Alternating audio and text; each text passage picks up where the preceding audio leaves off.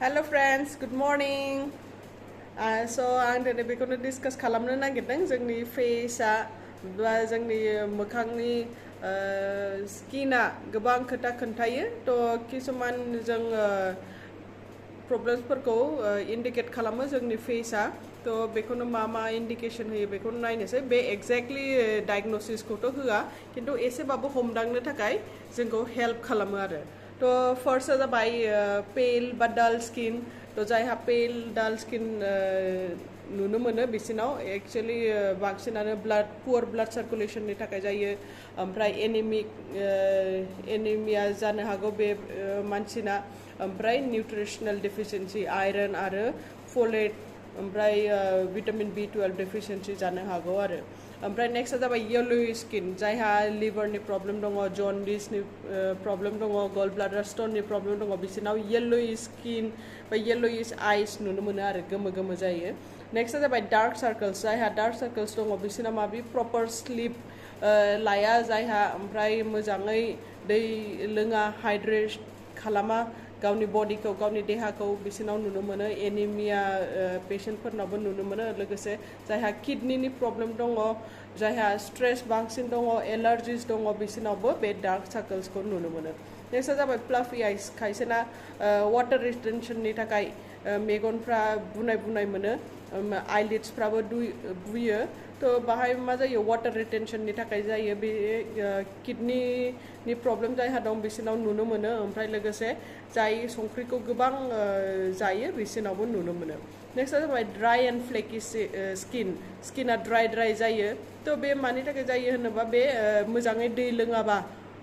हाइड्रेशनखौ खेल लायाबा गावनि देहानिखौ होनबाथाय बेखौ नुनो मोनो लोगोसे थाइरयड इम्बेलेन्सफोरनि थाखायबो नुनो मोनो आरो फेटि एसिडा जुदि खम जायो देहायाव होनबाबो बेखौ नुनो मोनो नेक्स्टआ जाबाय एकने बा फ्रिकुवेन्ट ब्रेकआउट तो जायहा फ्रिकुवेन्टलि एकने जाबाय थायो एक्चुअलि बेयो हर्मोनेल इम्बेलेन्सफोरनि थाखाय जायो स्पेशलि जेला जों खहाय नैबे खखाबाव चिनाव ओमफ्राय ज' लाइनाव नुयो बेयो हर्मोनेल इम्बेलेन्सनि थाखाय जायो आरो लोगोसे बियो गट हेल्थखौ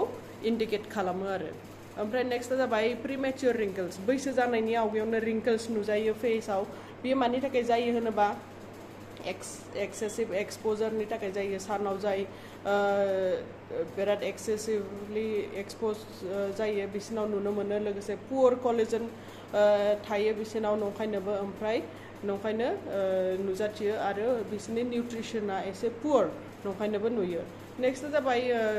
नैबे लिप्सफ्राव क्रेक नुनो मोनो तो बे भिटामिन B डेफिशिएन्सिनि थाखाय बा एनिमियावबो नुनो मोनो ओमफ्राय नेक्स्टआ जाबाय स्वोलेन लिप्स एन्ड टां माबाया लिप्सआ बुयो टाङाबो एसे बुनाय मोनो बेयो भिटामिन डेफिशिएन्सिनि थाखायबो नुनो मोनो आरो लोगोसे डाइजेस्टिभ प्रब्लेम जायहा दं बिसोरनावबो नुनो मोनो ओमफ्राय फुड एलार्जिस जायनाव दङ बिसोरनावबो नुनो मोनो नेक्स्टआ जाबाय आनहेल्दि